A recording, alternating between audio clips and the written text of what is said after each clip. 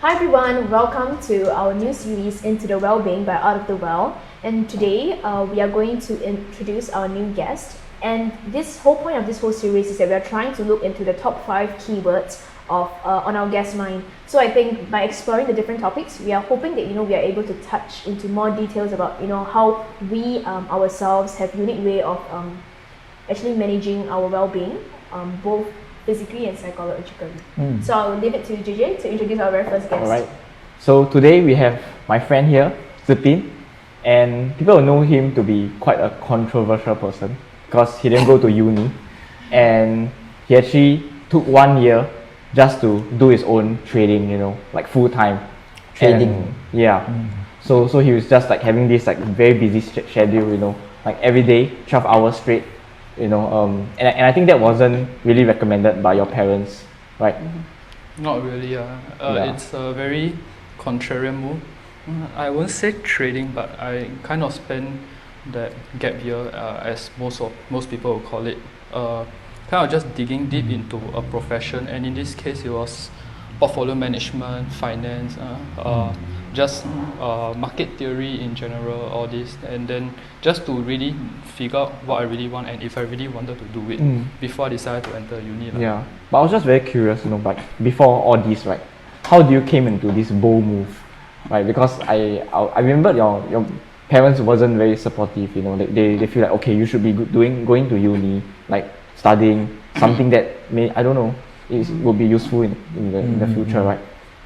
I guess the more accurate way would not be saying that they are not supportive. It's more of that, your parents, they always have they always have good intentions for you, and I guess from a certain amount of stigma, and more often than not, it is right. If you could, you should go to uni. It's just that I had a very a slightly different philosophy where I want to be very intentional. So it's not that I was completely against going to uni, but I was against going into uni without the mindset of succeeding. So I do not, and I guess a little bit of it, I could see a little bit of it as I was going through the gap year, because some of my friends, after 1 semester into the course, they're considering like, maybe should I change course, or some people when they go through 2 years, 3 years into the course, and because they did not make a really decisive decision, then afterwards they will think a little more, like they'll think twice about what they're studying, but it's already a sunk cost fallacy. You already put a couple of years in. So I guess off topic, but my parents were they were not unsupportive. They had good intentions. I just wanted to really like boil down my decisions. But how do you convince your parents like, oh, okay, this is something that is like sort of good, good for you, and maybe like sort of change their mindset, like, okay, like at least you're doing something like productive in that sense? I never really. Okay. I did to a certain extent, but to another extent, I guess after a while, they saw the amount of effort I was putting in, because once I'm a bit of a, I guess, rabbit hole digger. Like once I set my mind to do something, it takes over a majority of my life, and I was more obsessed into the career and the passion and the profession than I was even in gaming. If you're a gamer, gaming is probably one of the most passionate pursuits. I quit gaming to pursue this because this was more fulfilling or more fun in a certain sense. So which aspects of it do you think is more fulfilling for you or more passionate about? So, how do I put? So my profession entails a lot of analysis.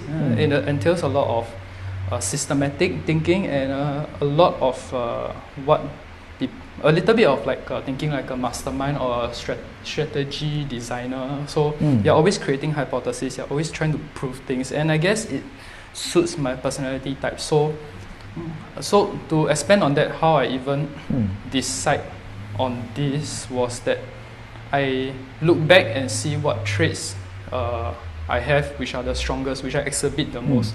So some of which are strategizing. I always like to visualize simulations. I always like to run different simulations, different scenarios in my head, and I like to prove them, or I like to analyze them to a very minute detail. Okay. So it could have been another profession, honestly. It could have been research. It could have been most other things. But just so happens that this is the one that you have tried, in a sense. one that I've tried, and two, I'm still a little bit pragmatic. I need to pick a career. I need to pick a career That makes sense. that could bring you somewhere. Okay. I see. So it's a mix. It's a balance between being pragmatic and finding traits that suit you. Yeah, when you were at that 1 year, right, like of doing your own full-time trading, like what was the struggle that you went through? So I guess one of the things is that it's actually very difficult to teach yourself things. So, you know how there's this common consensus nowadays that everybody's saying you can learn everything on the internet. Everything you can, it's just one Google search away. You're not discounting false information. You're not discounting information that diminishes in value after you reach a certain amount of knowledge. Because some tutorials, like for example programming tutorials, they teach you the basics, but when you want to expand on that, there is a little bit of a gap between really good programming and basic programming, and in between you will find yourself being stuck trying to Google everything here and there. And so it's without a proper course structure or academic structure to teach you the basic, you have to learn what you don't know. Because nobody's there to tell you what you don't know. Then you go have to own self learn, which is by itself going to take quite a few days or like weeks. Yeah. So personally also I have tried to learn things also on the internet. So like I started Lumi lessons, right? So at the time, in fact before that I started this company known as Spark Academy. It was with JJ at that time. So basically our idea at the time was that one for fun one. But I think but on a more practical aspect, I think it's good to start things, because as long as you have made the right monetary decisions I mean, because if you start things, then you realize that it can be done, right? That really opened up me and JJ's mind, right? So based on what he was saying, actually I agree. Yeah, it's very hard to learn like marketing, design, all these. I feel like a part of it is actually, to a point, right, to a certain extent, is in the nature. That means it's in the person. So a good designer, I believe, it usually comes with talent. So that person already has a flair or a certain trait for design really. Yeah, so learning things online, definitely there will be things like false information as well, that people just want to make money, right? You all see those ads, right? Give me 30 seconds. But actually they're trying to sell you a course. I mean, in this industry, it's very popular also. You get so many YouTube channels of people telling you, there's just this strategy that will multiply your money in days. Correct. Where got so simple? I mean, that's a whole other conversation on its own. It is. But the amount of money they have, I wouldn't say scam or cheater but the amount of money they have made, the amount of money they have made from like people clicking the ads and buying the courses, I think it's quite a lot. Yeah, but that also tells you the hunger of, I would say, general Singaporeans to want to strike it rich. That kind of thing. So it's good that you have a pragmatic approach also. I think Singapore is also very pragmatic in a sense. I guess we are quite a pragmatic society, in my opinion, I guess. Were there any hurdles? I mean, like, because before you make like such, I mean, technically it's quite a big decision, right? As compared to like your peers, I would say, because you did not take the conventional route, of course, like ending NS and straight to uni, right? Were there any roadblocks? I mean, aside from like external roadblocks, like internally, were there any like things that you're trying to reconcile with yourself, like for you to make the decision? Because we all have our own like values, right? That might be different from your ultimate decision. Hurdle, internal. I guess the first hurdle was a lot. I mean, it comes with any entrepreneurial pursuit. I won't even call this entrepreneurial, but with unconventional pursuit. Like going against the grain. You will be questioning yourself every step of the way. Some days you feel amazing. You're like, I really don't care what the world tells me. Only some days. I'm just gonna go my own path. Like whatever. Good days. And they don't come often. The question is, what are you gonna do on days where you really question yourself? So my answer to that is, I guess it boils down to the circumstances that led you to this decision. So for me, I hate the stagnant and there are parts of my life which I want to change more so than I doubt myself. I'm just like, you know what, I'm just gonna give my all. I'm just gonna try, and if it fails, so be it. Then I'll just apply to uni as a hedge, as a risk hedge. But at the end of the day, if you give your all for something and you put your heart and soul in it, then there's a very good chance you will regret a lot less if it does not work out. You'll be like, what more could I have done? Right. I mean, in your pursuit or like in most other pursuits, especially since all of you have your own entrepreneurial things going on or businesses, surely you will reach points in time where, like, you have friends or family members who just like, why don't you just do your just uni drop it, properly, right? Just 做到辛苦 why not just 读一 just don't do lah. 个好书就好了嘛 that kind of thing. Yeah, okay, I agree. So it's how much you hate your circumstance. That's true. That's So- true. How much you hate your Yeah. circumstance. Plus, how much you love what you're doing as well. Yes. Yeah, it's a combination of both, the push and pull factor. There's this saying by this guy called Gary Vaynerchuk. Oh, Yeah, so he was saying like you should the number one thing that he will ask teenagers, right, or like 20s to go and do, right, is to go and visit old folks' home.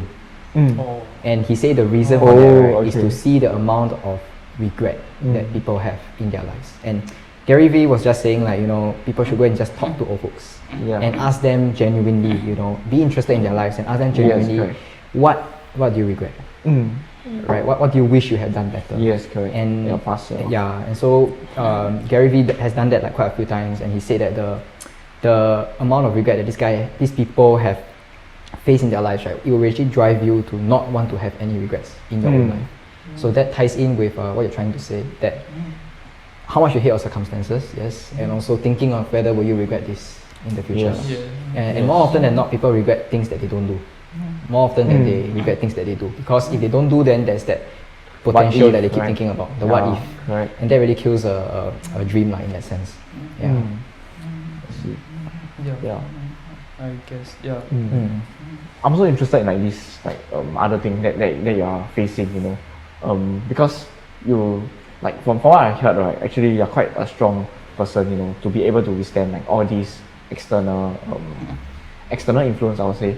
So it's like, is there any philosophy that you hold that helped you through this journey? So, you know how philosophy about this. I have quite a handful. I'll try to narrow it down to a very Different one for different days. different one for Or different different circumstances. Yeah, so yeah, morning yeah. you use one. 早餐、午餐、晚餐。 No, but the biggest one I feel is managing your exposure. It's a little bit like I don't really want to use controversial opinion, but most communities, racial, ethnic groups, religions, most communities in general, they have some sort of echo chamber. That's the reason why all of that thing have a very similar consensus, because they passively or actively shut out a certain amount of noise from the outside.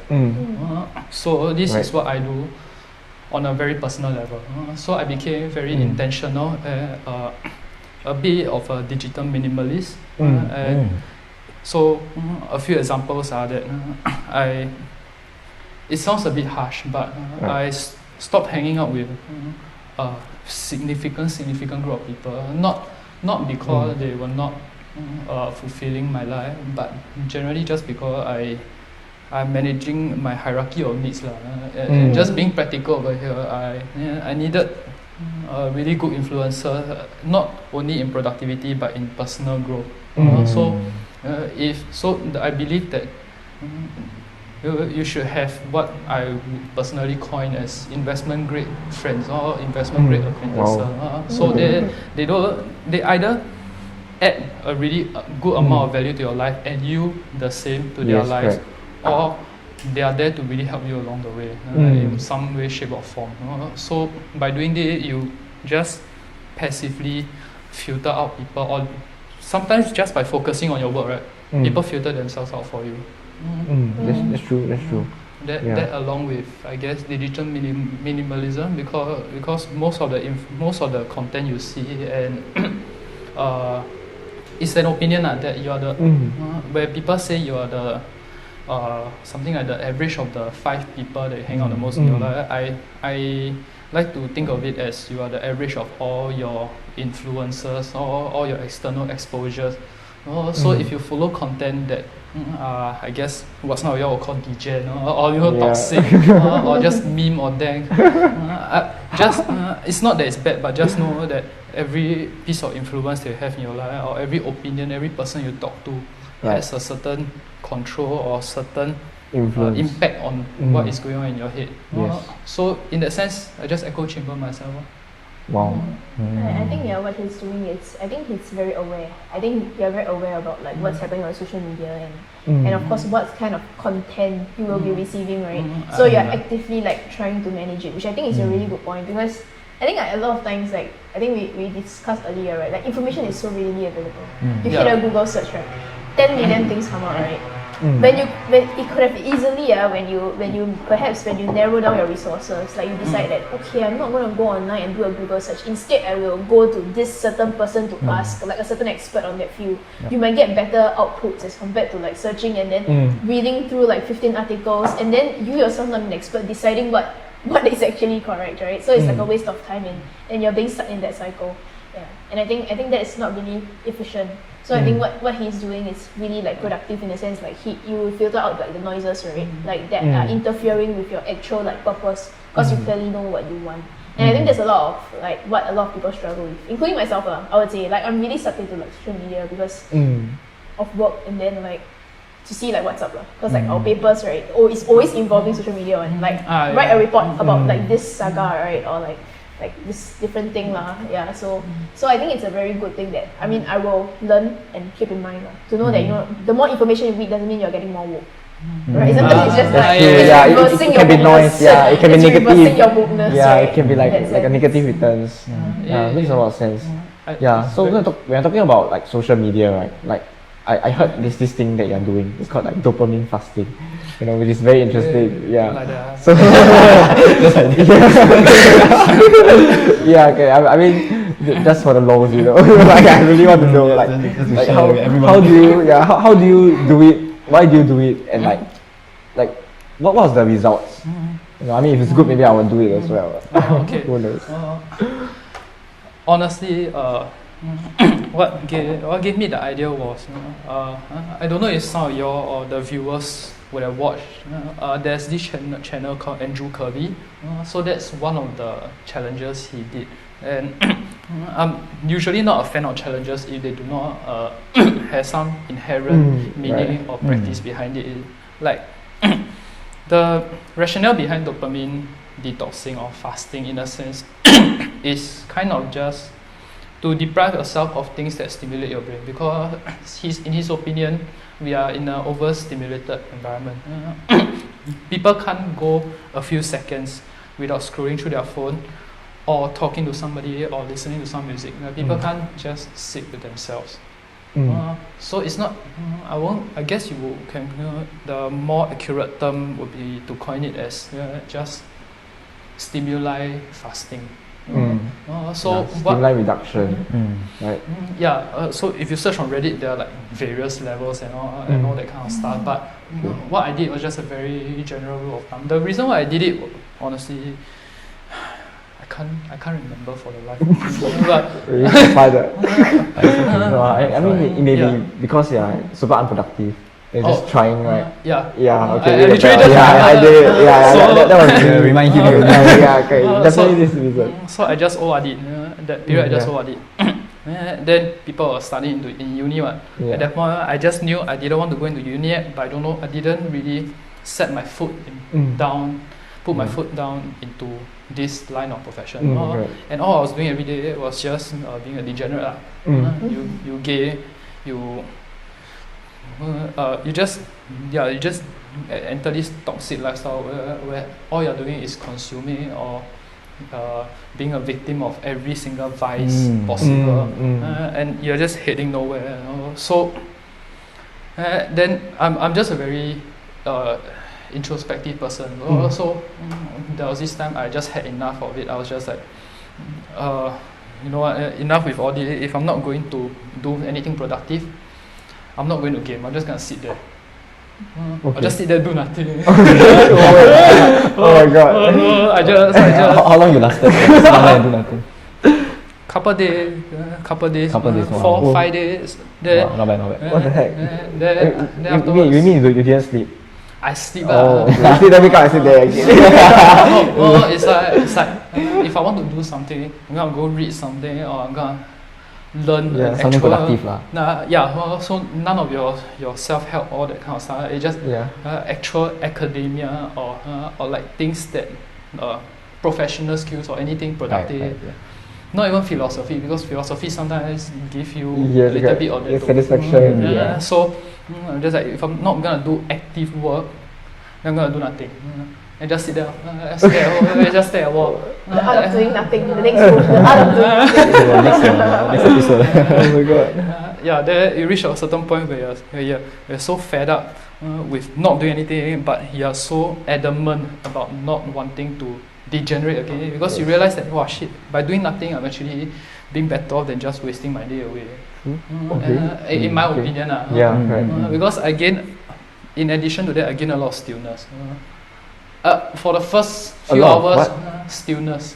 Philosophical stillness, the mind wellness, like mindfulness, able to sit down and just be calm. Like breathe. Right. Okay. But depending on how neurotic your brain is, you could go insane for a few hours or a few days. That's true. I think I'll go insane. I think I'll go insane also. I need to talk to someone. I will call Keith probably. You can wait for my call. I do that. So afterwards, I think it was that. I think what was the result? Yeah, when you like we have done it, like, before after, like is there a drastic change in like? I said not much. I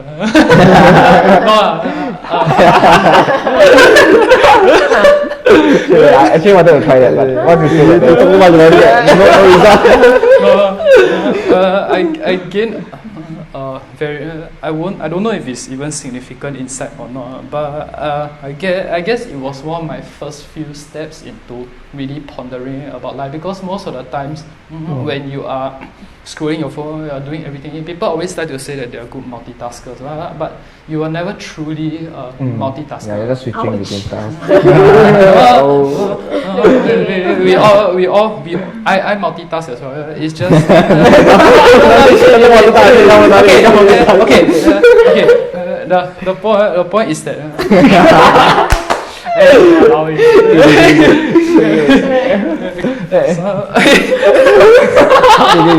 the point about multitasking. Yeah. For most of the day, when any of us, like our brain focuses on multiple things at once, you never make a very, very, very conclusive decision on any of the things you do. It's just that simple. That's the fact. You'll be very good at handling a lot of small tasks. You'll be very good at it. But none of your decisions you would really think back and be like, there's a million. I'm going to do it better. Like it's the best decision. I executed it flawlessly. There's no way that it can be further improved. And the decision you make is not well thought of. It's not as clear. The quality of thought, the rigor of thought as well. So when you force yourself for any of our modern brains to stop this fast-paced, shallow thinking, and you just sit down for a while, you realize, like for me, I guess I just started to ponder. I just started to ponder about my decision. Then one of the things that happened was I just look back. I just introspect a lot into my childhood, or introspect into my innermost traits. And then the productive thing I did was to search up careers or profession, or browse Reddit's subreddit, career Reddit about the lines of work. So I narrowed down to a few. The one I decided to pursue first was quantitative finance. Oh, I see. Yeah. I see. Wow, that's very interesting. Yeah, I think before like we move on to like another topic, right? I think one thing that Tse Pin's pointed out that is very relevant about multitasking, right? Yeah, I think that really leads to burnout, which is I think also one of the keywords that we want. That's why you always burn out. We want to touch on. Yeah, I think burning out is I don't always burn out. Yeah. I'm always busy until Okay. I don't know I'm burnt out until I stop.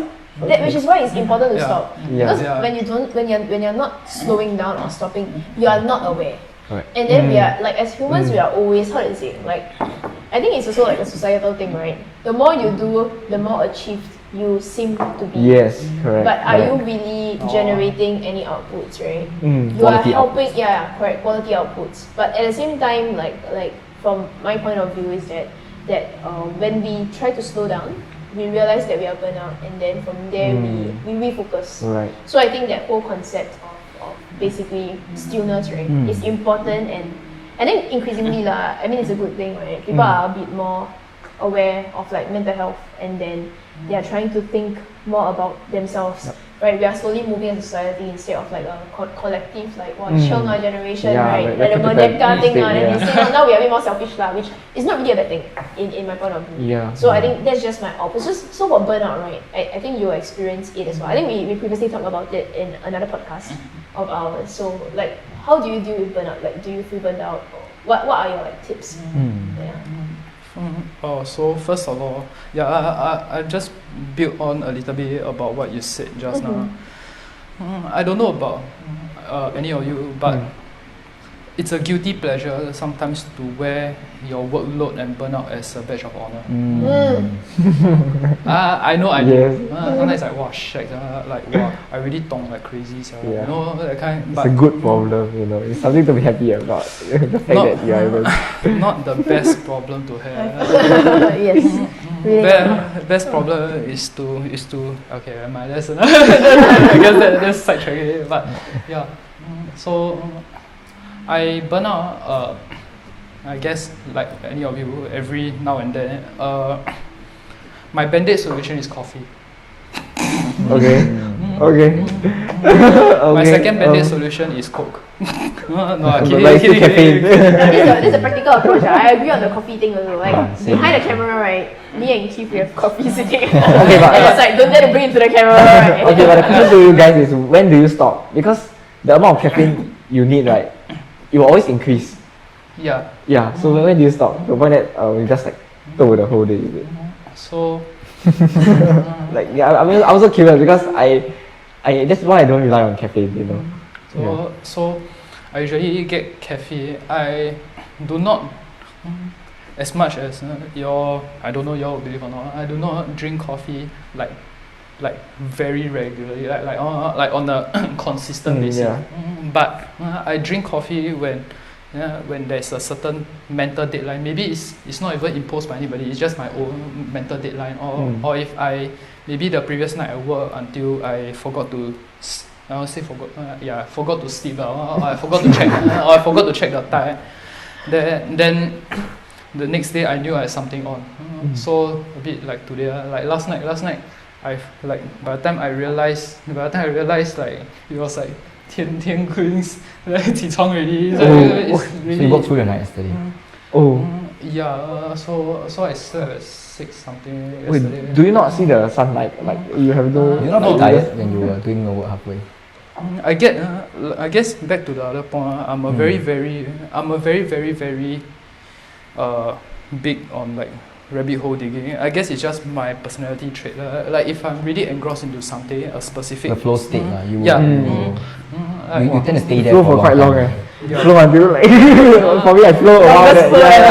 I flow there and stop. 2-3 hours. Yeah, same for me. I couldn't do session. Do what I'm doing, you know. The trade-off, everything comes at a price. The trade-off is that when I actually sit back and be like, then I'll just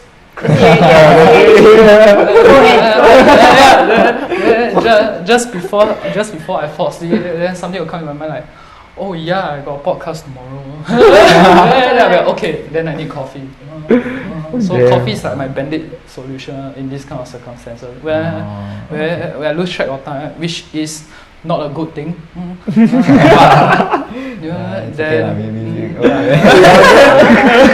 Yeah. So yeah, I guess. Okay. Coffee for me is just like regular habit rather than band-aid. Actually, honestly, like I don't think coffee gives me as much kick as it used to. Yeah. Yeah. So for me, it's Definitely just like doesn't. a, Same yeah, for me it's as just well. like a warm comfort. Oh. Yeah. Then after Yeah. that, like yeah. I always like to tell my friends like like give me coffee right to do things that I can, because drinking alcohol make you forget right.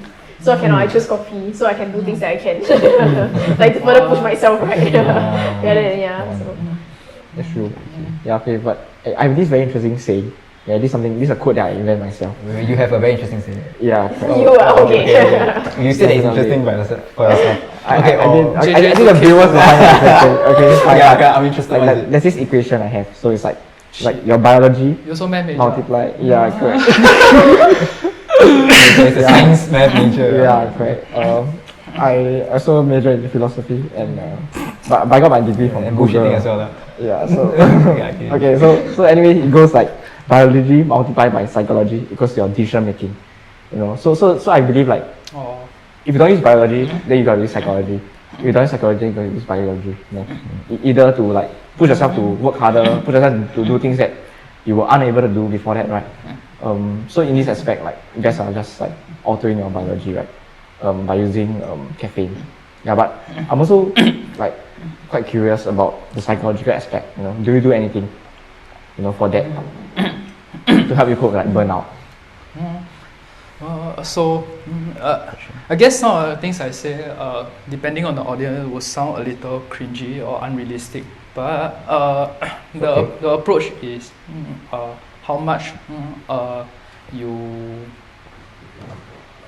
what's that term? Brainwash yourself. Okay. Back to the echo chamber topic. So I do things. I try to. I'll say I engineer the work ethic to a certain degree. So I conditioned. I wasn't always. You know me since poly. Yeah. I wasn't always this kind of person. Up until NS, I'm still not this kind of person. Yeah. So what happened in the middle was that, and until now is that whenever I'm not doing anything creative, critical, that involves critical thinking, I'm doing something that either is low effort work or a form of positive influence. So I will never. It's a little bit toxic as a work ethic, but I put myself in a state where I'm too mentally occupied about work to be tired. So the few times where I actually sit back and be like, then like the moment I stop thinking about work, then oh shit, I'm tired. Okay. So it's just, to each his own. Everyone has their own way of coping. It's not the most sustainable, but it got me progressing the way I needed, and I guess I needed that much inertia. The start when you reach a certain point where doing work feels very natural. That's different. But now I will consider myself still in a point where I need to condition myself every day, or you need to put yourself in this mental echo chamber every day to a point where work after a while feels natural. I'm starting to see the effects now, but for the most part, sometimes you'll forget that you're tired if you love your work enough. Okay, quite interesting. Actually, for me, I do the same thing, but not with productivity. So for me, I'm a firm believer in mindset, or rather positive thinking, or in other words, your self-esteem as well. All these things you can link to your thoughts. And I believe every person, right, like even right now, right, the audience or you guys, we all have a decision to make, okay, every single moment. And that decision is to think a thought that will constitute positive impact in your life, or to think a thought that will constitute negative impact in your life. Because I believe every thought that we have, right, it alters our chances of success. Yeah, in a sense, I believe life is a probability. So everyone has a probability of success. Okay, different people have different probability because sometimes it's based on luck. If you're born in a certain country, obviously you got more luck. Correct, resources, family or what. The key here, right, if you're talking about success, right, is to increase your probability. You can work the hardest you want, you can have the best mindset, but you still may not succeed. Because life is like that. Yeah, it's a probability, right? So at the end of the day, what I do instead of trying to like manipulate myself in a sense to work hard, It's more of I put myself in a state of mind of believing in myself, which I think is extremely important because I'm trying to because I'm trying to lead a company.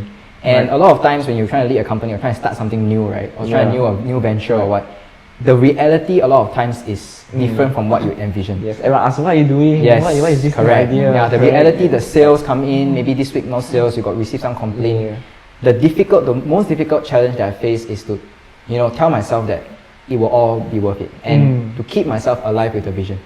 Right. Basically to keep the vision alive. So every day I have to tell myself that, I want my tuition company or education company to be one of the biggest, in Singapore. And I have to really firmly believe in that. Right. Wholeheartedly. Right. Because if I don't, then nobody will.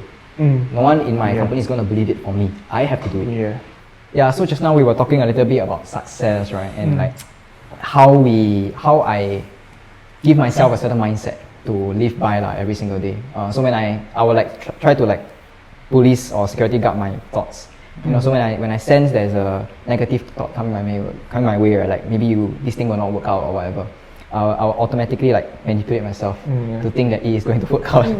So that's how I do it personally. Like converter or filter. Yes, it works honestly because it makes you live in your. But okay, this one is also a bit dangerous also if you use it wrongly. So this one really depends on the person. You really have to filter out a lot of things.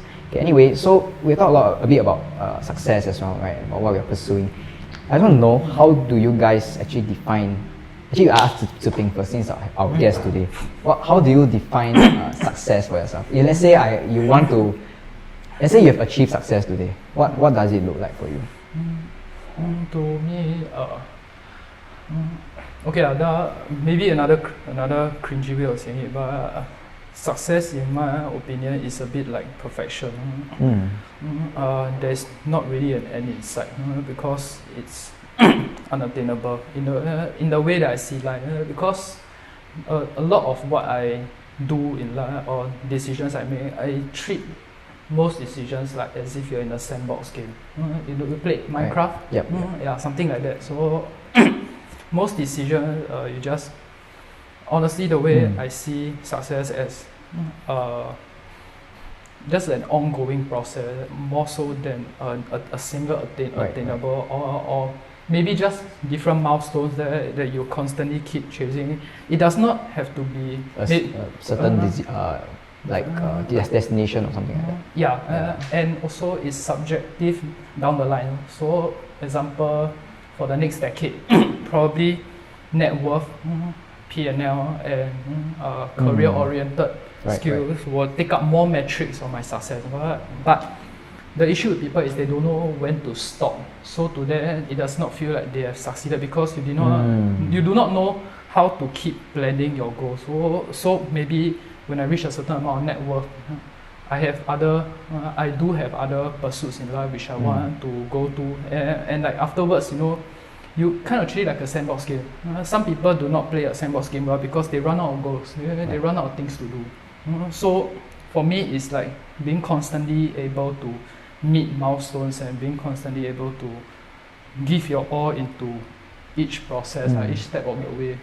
So maybe this decade is money, for the next decade it could be a more philanthropic activity, it could be being a mentor, it could be being a parent, to each his own, float your boat. It's more about having a very good process and enjoying the journey, I guess. Right, so in that sense, you say that there's no such thing as success or it's unattainable. It is a journey. It's not a destination. Yeah. Okay. Interesting. Wow. Yeah, I mean there's this quote. It's from Viktor Frankl, whereby happiness cannot be pursued, so it must be ensued. So basically it's not a destination, but it only comes afterwards, or it's only the byproduct of doing something. Yeah. So I guess all these are very interesting saying. Okay, but right now maybe I'm not at that level to attain this wisdom, right? You can say the quote. Okay, so actually learning theoretically is one thing. We read all these books, we hear people saying them, correct? And then we think about it ourselves and try to rationalize and see that, oh, actually it makes sense, right? But whether do you resonate with it, right? Whether do you feel it, deep within your heart, right? I think that's another story, because I think you have to experience something in your life.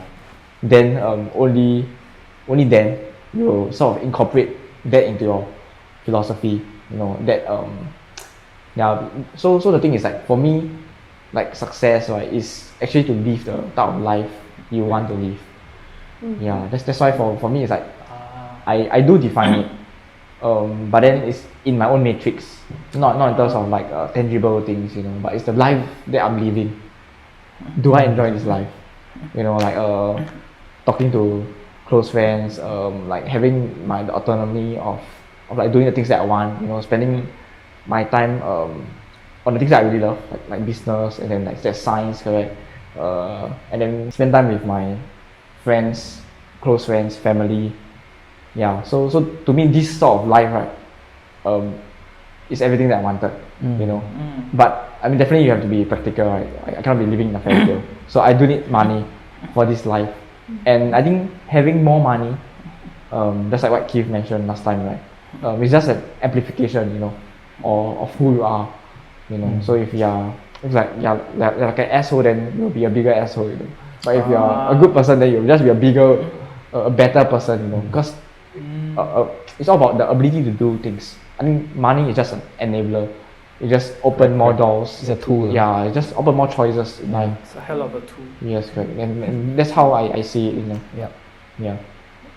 How about you, Crystal? Yeah, I also think like, according to what you say, right, like happiness cannot be sick, right? For me, in that sense, like my success is like, okay, everybody's success is equate to happiness. I think success equals happiness, and then we are trying to find out what happiness is. Actually, to me, that's how I define it, right? So happiness comes in different form for people, but for me, at least with my shallow 24 years of experience in life, for me currently is that I don't seek happiness.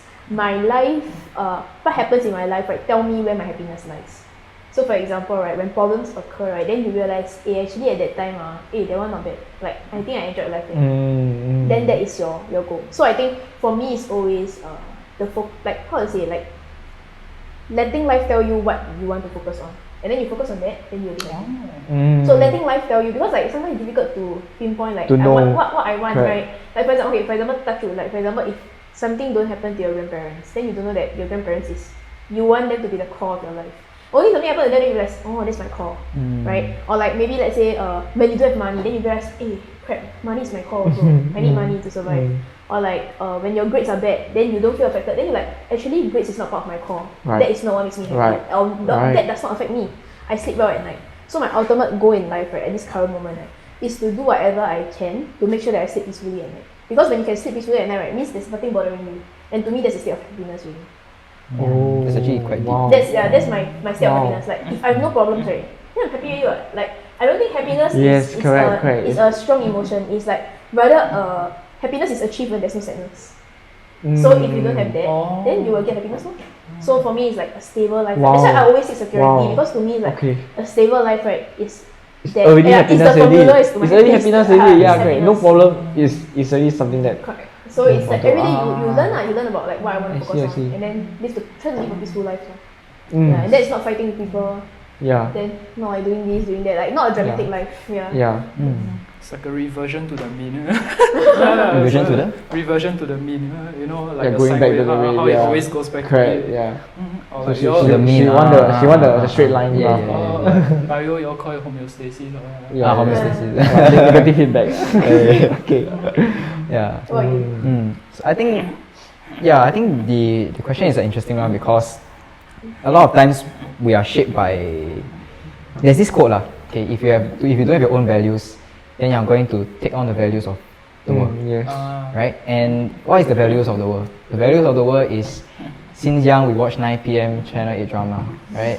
The value is that you earn a lot of money, okay? Yeah. Have a happy, marriage, and then, go to uni. Sometimes the narrative that is in our heads, right? If we don't think too much, if we don't think about it, right, is that, we are supposed to go to JC or poly and then go to uni and then come out and work, and then that's supposed to be a happy life.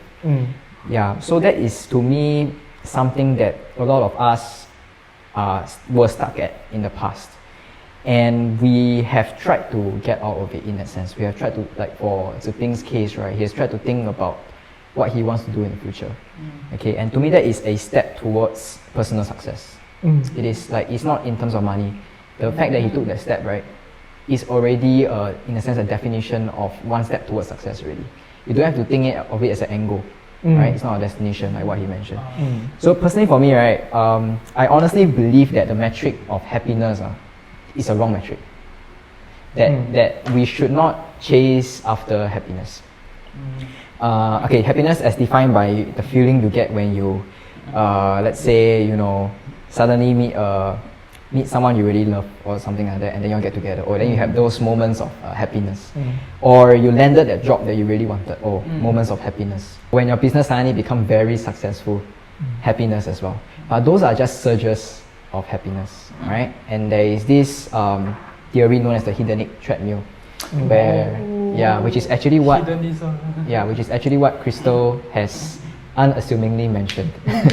She was talking about the baseline, but actually there is a theory behind it. It's known as the hedonic treadmill, which I totally believe, and it just states that, you know, as you get more and more happy, your threshold for happiness increases. Right. It's a new normal. Yeah. So now everything makes sense in the sense that you look at millionaires, you look at billionaires who have become so depressed. Some of them have even committed suicide, and you ask the question why.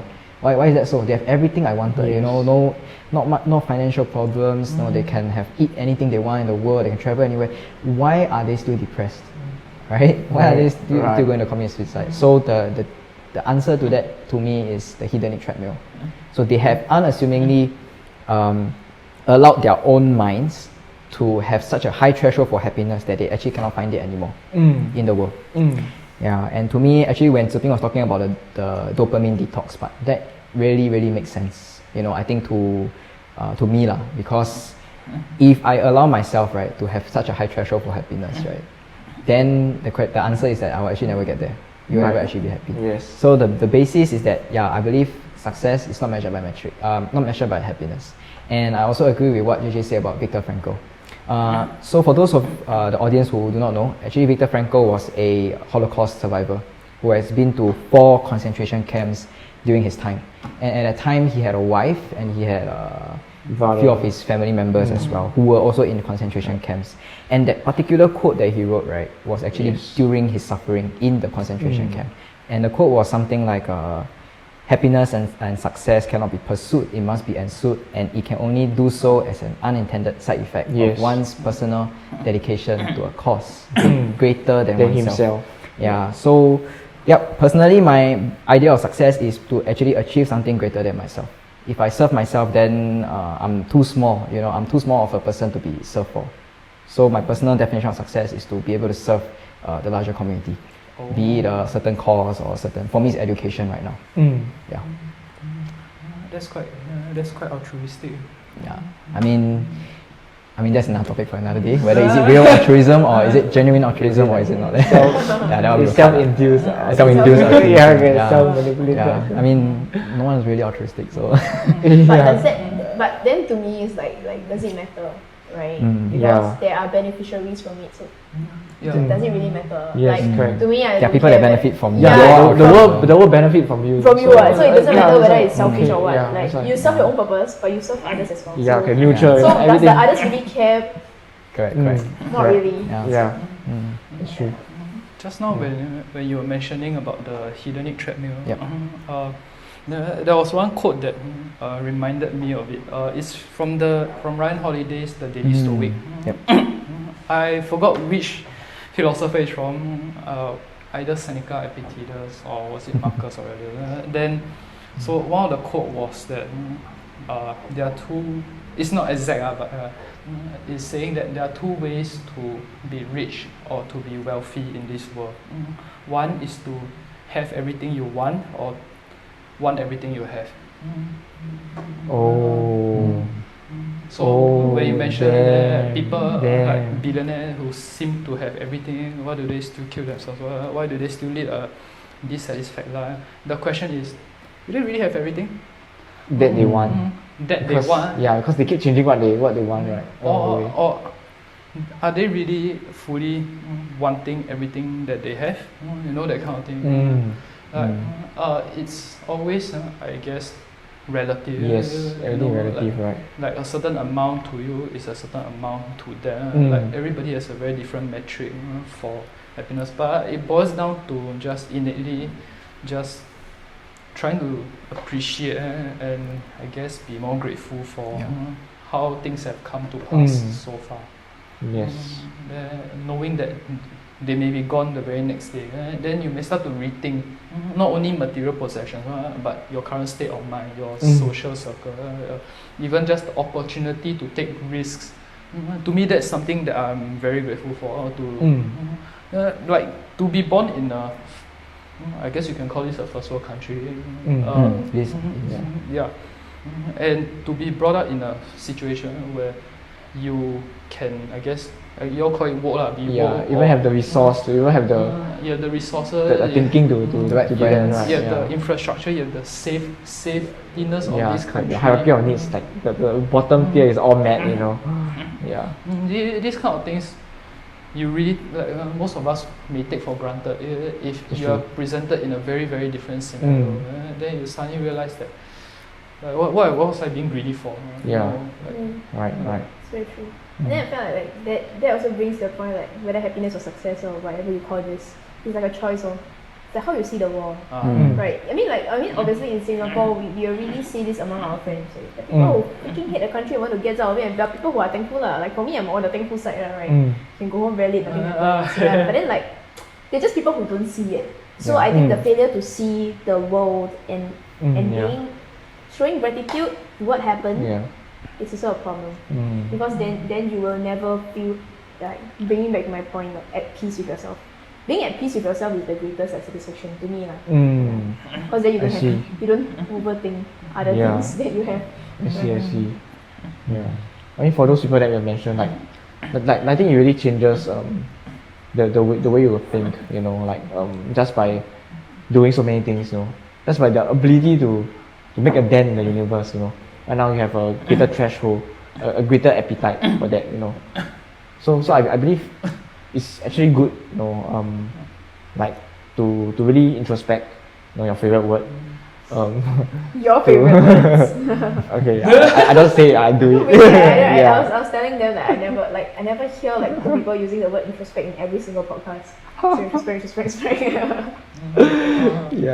But it's good to really think back at like, you know, what truly matters in your life, you know, because like the more you pursue success, like the less you actually get, you know, the further you are away from it, you know.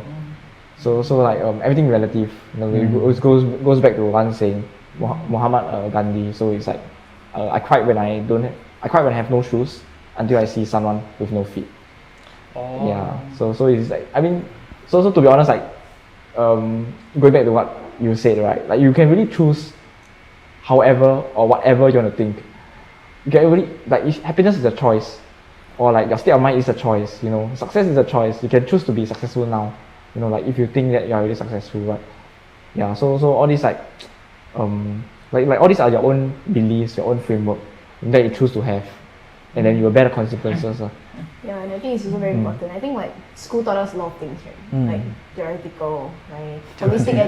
Holistic education, CCA, building a network, right? 好公民. Yeah, 好公民. Right? Every day sit down there, social studies, tell you about like different ERP systems and something. But anyway, I find that like one thing that they never teach us, right, is how to hear ourselves. Introspect. Now you are the one using it. Like, no, like, cause what is it like when you don't like, cause they always train us to like externalize, right? Yes, correct. And that's the problem, because when you externalize, then you base all your thoughts and values, like Keith mentioned, like on external things. Then you stop thinking for yourself, right? Then you like for example, like final grades, right? I think like most friends will say like, why you go and like compare yourself with the lousier students? Why you cannot compare yourself to like the better students? But you see, our parents is also like, they are also like creating fault in that one. Because like the fact that you even have a child, right, to complain about their grades, right, like how lucky are you already? But then they don't fail to see it. They're like, you should go and always think of the better one. Don't always think of the worst one. But then what's wrong with that? If that makes you happy, like what's the goal of your life? Is your goal of life to be successful because of like materialistic thing, or are you trying to raise a child to be happy? I think like what my biggest fear is, right, is that as I grow up, right, as I grow, like, let's say we are young, but as we grow older, we lose track of whatever we are thinking. Yeah, because like right now we are still younger than older, right? So we have these kind of thoughts. I hope that like, you know, like when we grow older, we don't lose that. Because it's quite sad. I think at one point, right, not say our parents, but every older person who think not like us actually thought like us. Was once a dreamer. Yeah, they were once a dreamer, maybe. and they once actually thought about gratitude, but then something about life changed how they think, and then they decided to conform to society and what society wants. And I hope that, like, my hope is that in this generation, hopefully something changes. But maybe at the point of time, you won't be hoping for that, you know. Like maybe their mindset will be the right mindset. Because who says you're right? So all this very, very subjective.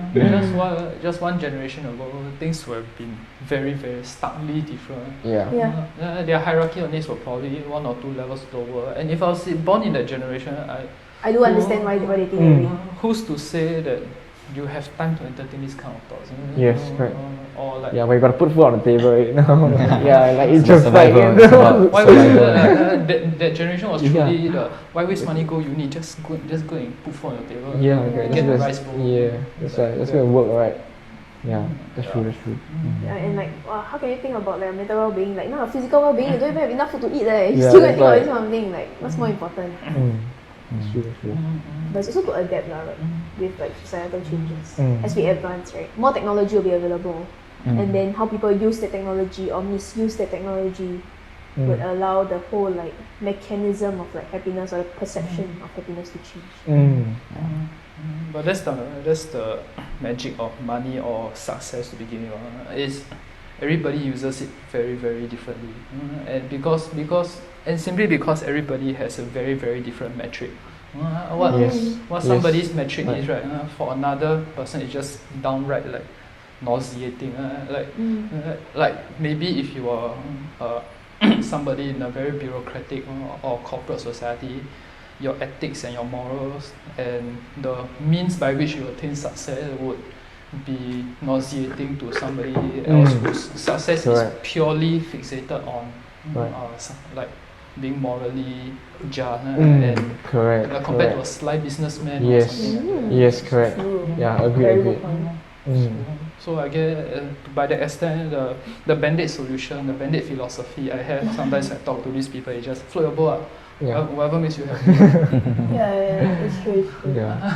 It's like I don't know, this also like kind of brings me back to like I think I saw this post like online, right? They were talking about like the culture of like art as a culture. I think we must learn to also accept like there are a lot of views, and that is what makes the world interesting. Because if everybody is meant to think a certain way, right, then you will shut down creative thinking, advancement, and then, there will be no advancement, correct? Yeah. So I think like float your boat is a very good like thing to like, you can say whatever you want, but then ultimately it's really up to the person on how they think and how they want to live their life. Because who are you to control what they think or what do they value? I think it's not in our position to say, and it also help us create like positive like feedback on things that happen. Positive impact as well. If you look back at world changes, right? If you all think about like Mahatma Gandhi, Mother Teresa, you all look at Nelson Mandela, all these people, right? The reason why they could do all these, right, fundamentally is they have to have a belief first,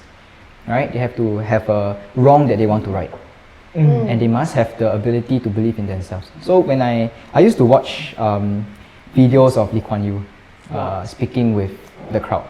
And what always wows me, right, and like at the time he was still contesting for, okay, we don't want to get political here lah, but you know, PAP stuff and all. But at that time, right, he spoke with such rigor and confidence that it just doesn't make sense to me, right? How can a man with, in a sense, nothing yet believe so much in himself that he can lead the country? You see what I'm trying to say? Like, it takes so much of that person to actually believe in himself. But the reason why we think that way is because currently our culture is, I would say, becoming a little bit more, you know, we don't think too much about these kind of things already, right? We just let the values of the world be integrated into ourselves.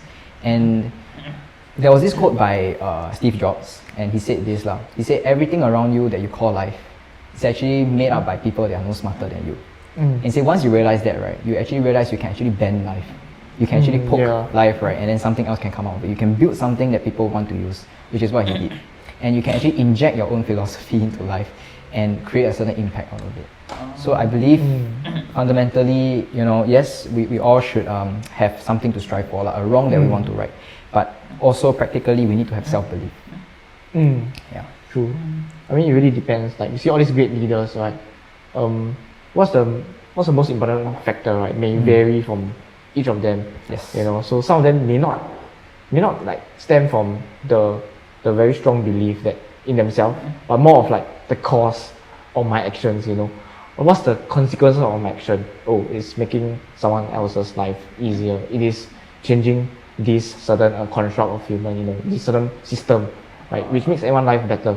So it can be that one, that one is strong enough, then they'll just do it. Yeah.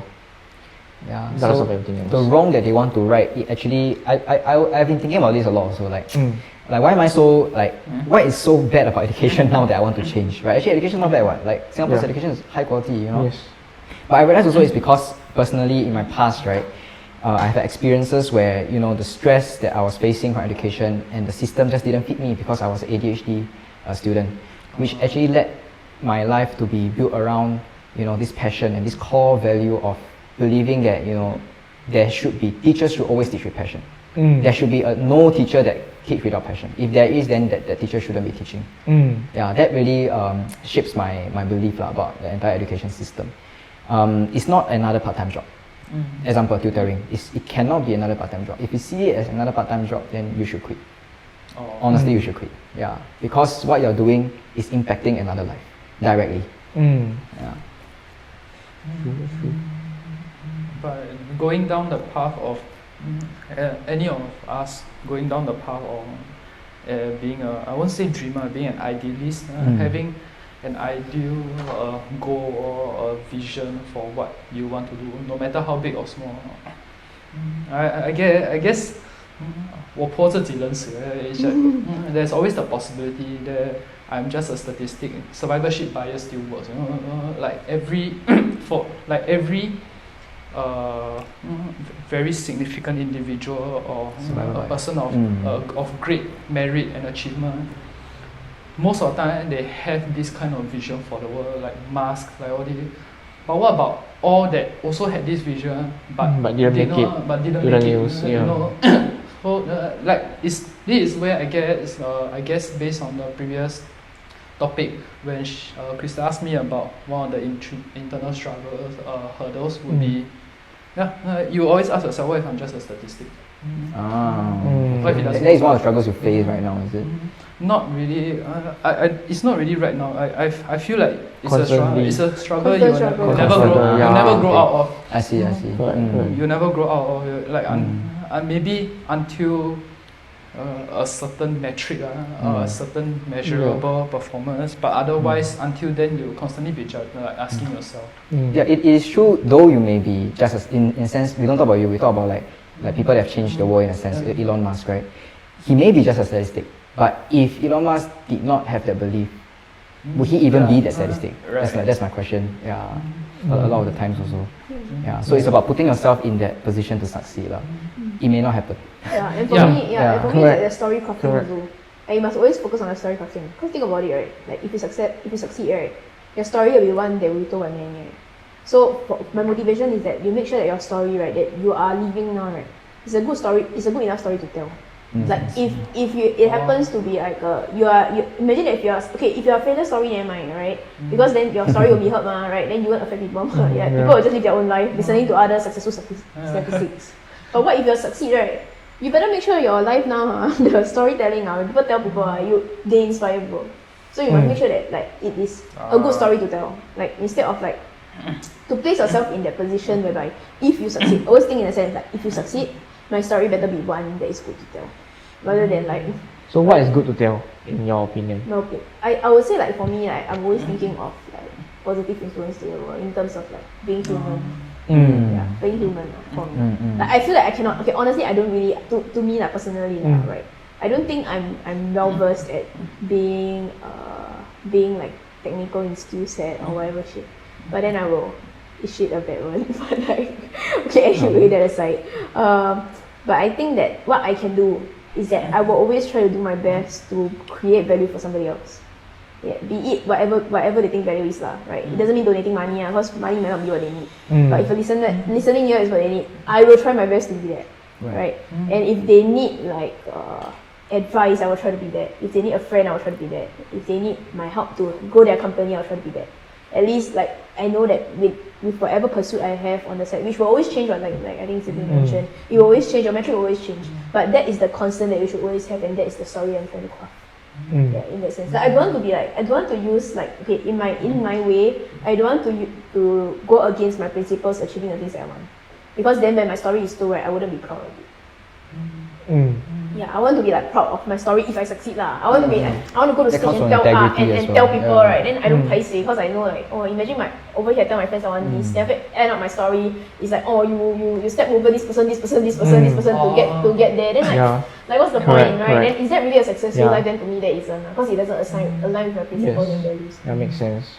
Yeah, actually that really resonates with me because like basically you don't want to succeed at the expense of your philosophy or your values. You know that if any if you do succeed, like, or if you rather not succeed, then the to path, have a bad story correct. to be told lah.